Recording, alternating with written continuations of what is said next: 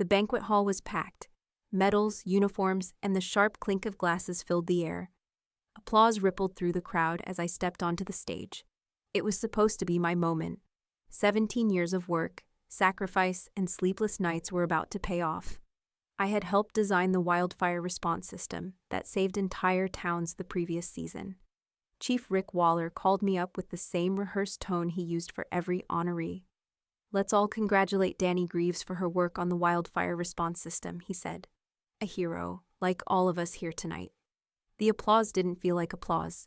It felt like a handshake, a formality. I smiled, nodded, stepped forward to take my place at the podium. But then Rick did something unexpected. "Due to budget recalibrations," he continued, looking me directly in the eye, "I'm afraid Danny's position will be demoted, and her pay will be reduced by 70%, effective immediately." The room went silent. I felt the weight of it, crushing the air out of the room. No one spoke. Not a single person moved. They were all too stunned. Except for me. Inside, I was burning. My heart was a furnace, but my face stayed still. I didn't flinch. I didn't blink. I was standing in front of the whole department, reporters, state reps, everyone who mattered, and not a damn word came from my mouth. I studied the faces in the crowd. I noticed certain command leaders shift uncomfortably in their seats, their eyes flickering from Rick to me, back to Rick. They knew this wasn't just an insult. It was a mistake, a tactical blunder that would cost him. But Rick didn't seem to care. He was grinning, probably thinking I'd wilt under the weight of it, like I'd apologize for something I had no hand in. I stayed silent. Every inch of me wanted to rip into him, to expose this public humiliation for what it was. But instead, I stood there, like a stone, just watching. Watching as Rick dug his own grave. I stepped down from the stage without a word. The room remained frozen, but it didn't matter anymore. He'd made a mistake, and this time, it was on him. I didn't say a word, didn't flinch as I stepped off the stage. I was already gone. Already thinking back to when I was really gone, 2 years ago, during peak fire season. The ping woke me up at 2 a.m., the harsh sound cutting through the fog of exhaustion. Digital grid crash. That meant the entire response system was failing, and it had to be fixed now. I didn't think twice. I threw on some pants, grabbed my laptop, and drove through the smoke haze to HQ. It felt like driving through an apocalypse, the sky orange and thick with ash. But there was no time to think about the fire, only the code, only the lives on the line. By the time I got there, the lights were flickering. The team was scrambling, but no one was in control. I didn't wait for anyone to tell me what to do. I sat up in the corner, cracked open the system, and started patching code, fingers flying. The seconds were ticking away, and I knew that if I didn't get the system back up in the next 10 minutes, evacuation orders for thousands of people would fail. It wouldn't just be a disaster, it would be a death toll. I patched and debugged under the buzzing fluorescent lights, my body numb from the adrenaline, my eyes burning from staring at the screen. I didn't stop. Not until I was sure it was stable. When the system finally hummed back to life, I let out a breath I hadn't realized I was holding. I sent out the updates, made sure the communications went through, and then collapsed in my chair, exhausted but not satisfied. Not yet. The next morning, Rick strolled in like it was any other day. The crisis was a memory. The system was running again. People were safe. He walked into the boardroom, suited up, and gave his usual speech. He grinned as he spoke. "This is what real leadership looks like," he said, gesturing toward the room as if the whole thing had been his doing. I didn't need to look at him to know he hadn't even glanced my way. Not a single word for the woman who had saved his ass, his department, and the entire state. It didn't matter that I had spent hours coding while the world was burning. It didn't matter that I'd skipped holidays, missed family birthdays, sat in hospital waiting rooms while my mom was battling kidney failure. I didn't do it for the applause. I did it because the system needed it. The people needed it. But Rick didn't see any of that. I realized then that he didn't care about what I did. He didn't see me as a partner. He saw me as a name behind a screen, someone who built the system but didn't matter enough to be acknowledged. I was just another disposable cog in the machine, easy to overlook when things went right, easy to blame when things went wrong. That night's betrayal stung. It wasn't just about the demotion, it was about the contempt. The way he acted like I didn't matter, like the work I put in, the sweat and the late nights, didn't count. He took credit for everything, and I was just the ghost in the background. That moment when he claimed all the credit and left me in the shadows was the moment I knew for sure. He never saw me as anything more than a tool. The fire season was just another reminder that no matter how much I gave, no matter how much I sacrificed, none of it would matter in the end. Not as long as Rick was the face of the department, and that made me sick. The moment Rick handed me the pen, his smirk never wavered. I didn't reach for it. I didn't flinch. My mind was still back in that meeting 2 years ago, buried deep in the memory of negotiations with the statewide network of local fire units. We were finalizing the digital integration contracts, the kind of deal that would lock the whole system together. Fire departments, emergency response units, hospitals. Every protocol had to be precise. Every word had to land exactly where it needed to. I sat in that room with the lawyers, the deputies, the admins, all of us going over the fine print. They were more focused on the shiny parts, the system's potential, the big picture. I wasn't. I was focused on survival. So I slipped a clause into the contract. It was buried deep, tucked away in the legal language no one would read twice. The clause was simple, but powerful. If my position or compensation were altered without my signed approval, all interoperability protocols would terminate within 24 hours. No exceptions, no negotiations, just a clean break. One of the junior admins caught it during their review. He glanced at it, then looked up at the deputy chief, who waved it off with a shrug. "Danny's just being thorough. Move on," the deputy said. And they did. They moved on. Nobody questioned it. Not one person realized what I had done. They thought it was just a technicality, but I knew better. I'd seen too many loyal people get boxed in, shoved out, discarded when they were no longer useful. I wasn't going to let that happen to me. Not without a backup plan. I wrote it into the system the way I built everything: durable, precise, quiet. A line in the manual, buried where no one would think to look. And now, standing in that banquet hall, I felt that same quiet certainty return. Rick had just pulled the trigger. He had no idea what he'd done. His hand was still outstretched, the pen hovering between us. I glanced at it, then back at him. He was oblivious, so full of himself, so convinced he'd won. But I wasn't playing the same game anymore. Not with him. I could feel the weight of that clause pressing down on me like a low hum, reminding me that everything I had worked for, everything I had built, was a lifeline. And Rick had just severed it, without even knowing what was coming. He thought handing me that pen would silence me. He thought it would make me confirm my submission to whatever scheme he had in mind. But I didn't need to sign anything. I'd already secured my exit plan. And now, I was watching him step right into it. Oblivious as ever, Rick signed the document himself, still grinning like he'd somehow won. The photographers snapped pictures, their flashes lighting up the room. The document, his signature, was the trigger. That clause I had buried. It wasn't a safeguard anymore. It was a countdown. In 24 hours, the entire system would begin to unravel. Everything Rick had built on my back would be gone. The state's fire grid would start to fail. The protocols would break, and no one would know why until it was too late. I didn't move. I didn't react. I watched Rick, still oblivious, as I walked off the stage. He had no idea the storm he had just unleashed, but I did. And I couldn't help but feel a little satisfaction in knowing it was already over for him. Rick's hand hovered in front of me, holding out the ceremonial pen and document like he was offering me a final chance to confirm my place in his department. "Sign it," he said, voice full of that patronizing confidence he always wore like a badge. "Affirm your commitment to the future of the department." I stared at the paper. The edges of the document were crisp, pristine. It was meant to be symbolic, but in that moment it felt like a leash being thrown in my direction. I wasn't a dog, and I sure as hell wasn't going to beg for scraps. I glanced at the crowd. They were all watching: command staff, reporters, state reps. Every eye was on me. I could feel their expectations, the pressure to react, to comply. I saw a few people shift uncomfortably, clearly waiting for me to either break down or lash out. I wasn't going to give them the satisfaction of either. Slowly, I pulled my hand back. I didn't say a word. The room seemed to freeze in the silence. The moment stretched, but I didn't feel embarrassed.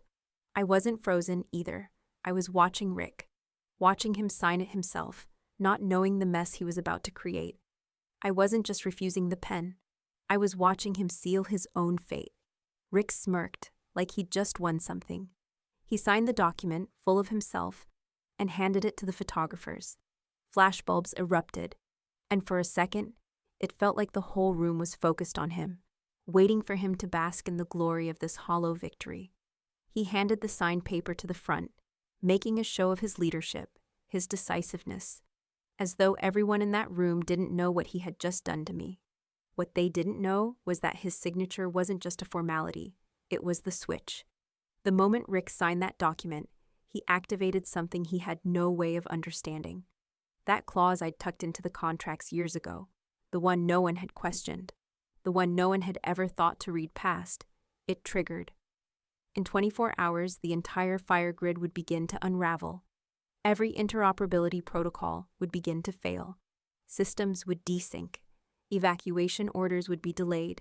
Dispatch centers would freeze. It was going to be chaos. A slow burn of disaster, piece by piece. And Rick wouldn't even know what hit him until it was already too late. I didn't watch for long.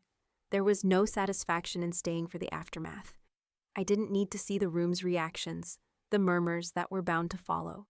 I walked off the stage without looking back. I heard Rick's voice behind me, still jabbering to the press, still pretending he was the one in control. But I wasn't listening anymore. I didn't need to. He thought he'd silenced me, thought he'd gotten his moment of triumph. What he didn't know was that I'd just flipped the kill switch. And as I walked out of the spotlight, I felt something I hadn't felt in years: freedom. He had no idea what was coming, and for the first time in a long time, neither did I. But one thing was certain, it was over for him. It was only a matter of time.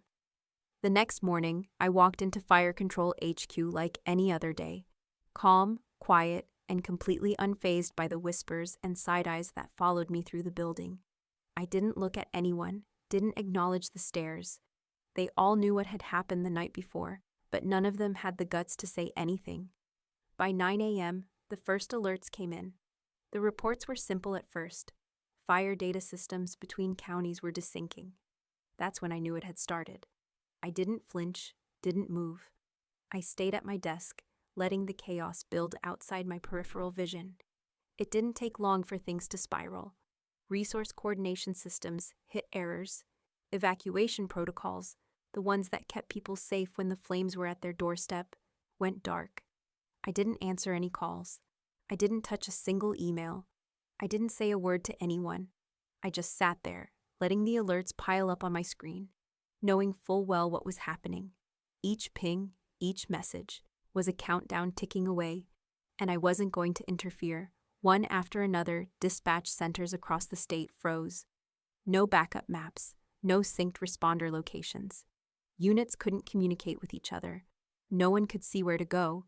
No one knew which roads to evacuate, which shelters were full, which towns were in danger. It was total chaos, and there wasn't a damn thing I could do to stop it. Calls started flying in from every direction, screaming, demanding answers. Is this a breach? Why are the systems rejecting our certs? What's happening? I didn't answer. I had done my part. The clause I'd written, buried deep in the contracts, was doing exactly what it was supposed to. Rick didn't know it yet, but he'd triggered it with that smug signature of his the night before. Now it was unfolding, slow and methodical, just like I planned. I leaned back in my chair, my fingers tracing the edge of the desk, watching as the alerts stacked up. People in the room around me were starting to panic, their voices rising, but I stayed still, stayed quiet. They didn't need my help. They didn't deserve it. Rick thought I was silenced, thought I'd been knocked down. What he didn't realize was that I had already moved on. He wasn't the one in control anymore. And as the chaos built, the clock kept ticking. I knew Rick would finally see what it felt like to lose control. He would see just how far a single mistake could go, but I wasn't going to watch it play out. That was the part I had already moved past. By midday, The situation had escalated to DEFCON. The command room was packed with suits and red-eyed operators, their faces pale from hours of scrambling. The buzz of frantic voices and the steady tap of keyboards filled the air. Everyone was trying to make sense of the mess Rick had unleashed. Rick was in his usual position at the head of the room, barking orders like a dog with a bone. "Fix it," he demanded. "It glitches. Find a way to patch this. We need those systems back online, now." His voice was harsh, desperate, but it didn't stop the flood of chaos from pouring through the walls of the room. The truth was, the systems weren't just glitching, they were gone, nullified. The entire framework of the response system had started to break down. Evacuation maps went black. Units couldn't communicate. Even backup protocols couldn't stabilize it. Everyone was panicking, but no one knew why. The technical teams scrambled in circles, typing code they knew was useless. Legal had already been called in, as if they could draft up some miracle that could undo what had been set in motion. The pressure in the room was suffocating. And Rick was trying to salvage his public image. He kept shouting, blaming it issues, and demanding quick fixes from people who already knew it was too late. He was still pretending to be in control. Then, during the shouting, a young systems analyst, his eyes wide with disbelief, stumbled across the clause. I heard him before I saw him, his voice rising above the noise. "Who the hell wrote this?" he shouted, holding up the document he'd found. His finger jabbed at the line that had started it all. The room went silent. Every head turned toward me. I didn't move. I didn't speak. I didn't even acknowledge the eyes burning into me. I just watched. The silence stretched on, thick and heavy. I could feel the tension in the air as everyone waited for someone to break it, but I wasn't going to. Rick's face twisted in confusion as he looked around, trying to piece it together. He took a step forward, his voice a little shaky now. "What the hell is this?" he demanded, looking at the analyst like he was crazy. "What clause?" The analyst glanced at me again, holding the paper in the air for everyone to see. "This," he pointed. "This clause says that if the architect's compensation or position is altered, the entire system shuts down. It's in the contract." Rick's eyes narrowed, and for the first time that day, I saw him sweat. He turned slowly to face me, but there was no bravado in his eyes now. The realization hit him like a punch to the gut. It wasn't a glitch. It wasn't sabotage. It was exactly what I had planned. His mouth moved, but no words came out at first. He looked at the document again, then back at me. His brain was running through the possibilities, trying to figure out how to blame anyone but himself. "Danny, did you—" I didn't wait for him to finish. He already knew. He'd figured it out, but he wasn't about to admit it. Instead, he tried to salvage whatever dignity he could. "Who authorized this?" he barked at the room. "Who let her do this? This is a trap." I didn't speak. I didn't need to. The storm was closing in on him now, and it wasn't my job to make him understand. He had finally realized what this cost. His arrogance. His assumption that I was just another cog in the machine, someone who could be dismissed without consequence. The room was quiet again, and for the first time, Rick seemed to shrink. He turned to the legal team, his last hope, but it was too late. The damage was done. The clause was active. He couldn't undo it. The analyst's voice cut through the silence again. "It's in the contract. There's no way to reverse it." Rick's face turned red. He was sputtering, searching for a way out, but there was no escape. This wasn't just a breach.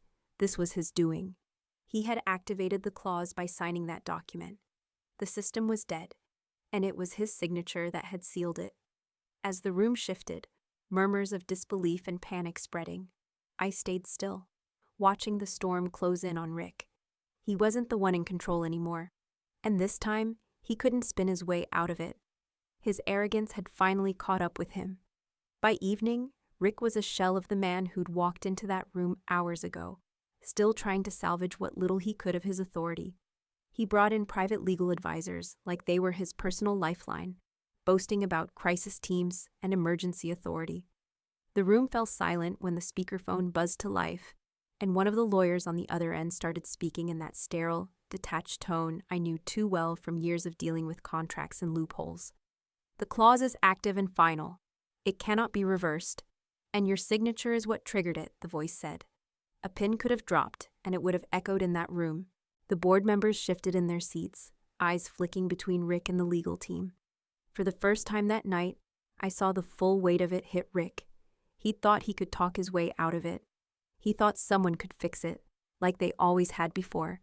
But this time, there was no getting out. I didn't move, didn't speak. I didn't need to. Rick was done.